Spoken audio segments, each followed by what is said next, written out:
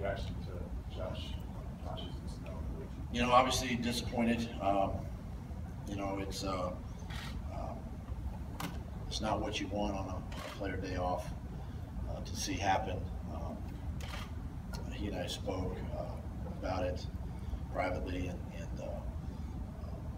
know, it's one of the things I talk about all the time with players. You know, you just try to eliminate distractions and you know, take care of your business outside of the building.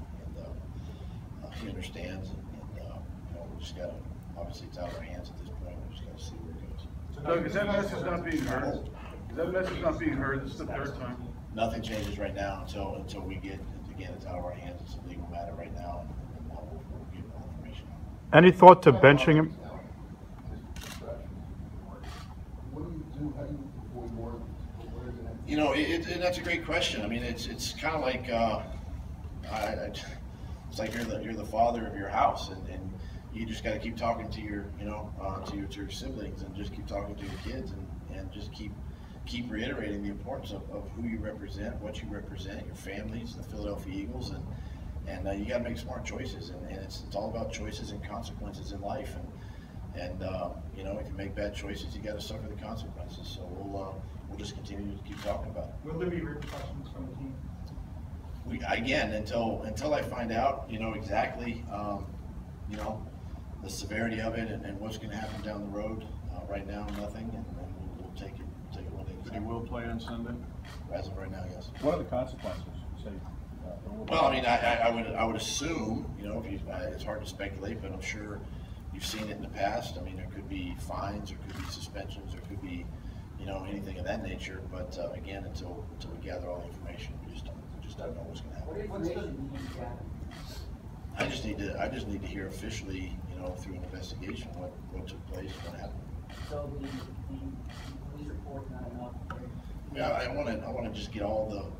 I want to see exactly what happened, and maybe talk to some people and find out. I mean, you know, it's outside of the building, obviously, and a lot of times when these situations are out of our control, and I just want to get everything tight. What's he coming from the complex?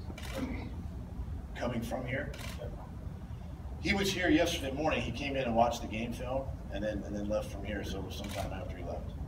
Doug, you said you wish these guys would make smarter decisions after some of the other incidents when they're outside the building, and now this is, like, I believe, the fourth total incident. Do you feel there's a necessary situation for a meeting with the team to talk about that again, or for the players to have a meeting about that outside the building?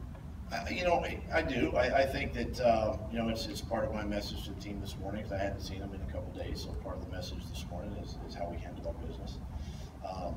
I also think too that, I mean, you make poor choices in life, you're going to make poor choices on the football field. You're going to make, you know, if it's a constant thing, then eventually you suffer the consequences. And you know, when you're dealing with so many guys, coaches, players, office, trying to keep everybody on the same page is when you're dealing with a lot of personalities and a lot of backgrounds. You know, my job too sometimes is to be that father figure for some of these players, and understanding their history and you know, where they've come from and how they grew up. And it may not be how I grew up as a child, or as a you know, adolescent or a teen, whatever. But at the same time, you know, I'm going to wrap my arm around them and love on them and you know, try to show them the right direction.